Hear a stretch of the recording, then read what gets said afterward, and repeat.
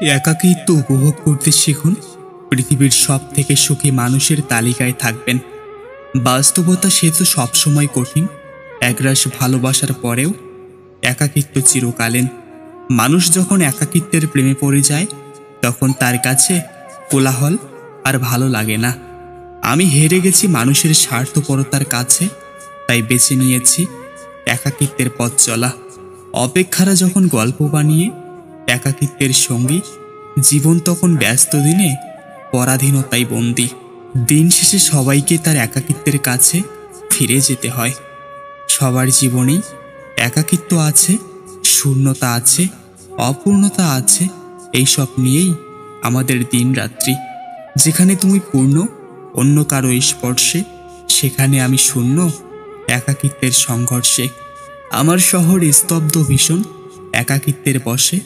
আকাশ পানে সুর বেঁধে যায় মেঘলা দিনের অভ্যাসে।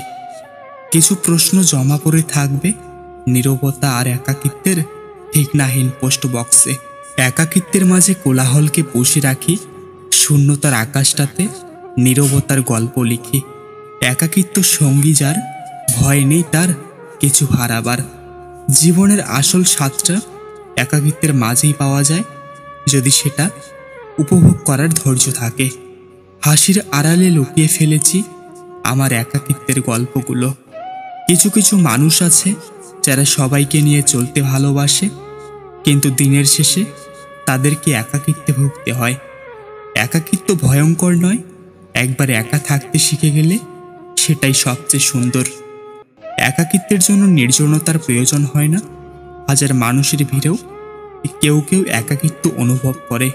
মানুষ একাকিত্বের জগৎ সৃষ্টি করে বাস্তব জগৎ থেকে প্রশান্তির জন্য। একাকিত্ব জীবনটাকে এমনভাবে আঁকড়ে ধরেছে যে এখন একাকিত্বের মাঝেই শান্তি খুঁজে পাই। কারো সহানুভূতির প্রয়োজন নেই, খুব ভালো আছি নিজের একাকিত্বের সাথে। যখন আমি একাকিত্বের সাথে সংঘর্ষে ক্ষত বিক্ষত, তখন তুমি অন্য কারোর স্পর্শে মুগ্ধ ও পরিতৃপ্ত। একাকিত্ব একটা দারুণ অনুভূতি যা নিজেকে নিয়ে ভাবতে শেখায়। একাকিত্বের পারদে আমি বন্দি, মুক্তি যে চাই তোমার আলিঙ্গনে। একাকিত্বের পারদে আমি বন্দি, মুক্তি যে চাই তোমার আলিঙ্গনে। জীবন পথে যেমন ক্লান্ত নদী, মোহনার যায় শান্তি অন্বেষণে। আমি অন্যকে বিরক্ত করার চেয়ে একাকিত্ব সবসময় কাটাতে অনেক ভালোবাসি। মানুষ একাকিত্বকে আঁকড়ে থাকে গভীর রাতে, যত্ন করে কাঁদে। কেউ কাঁদে কারণে, কেউ আবার অকারণে। জীবনের গতি দেখে পা দুটো থেমে রয়।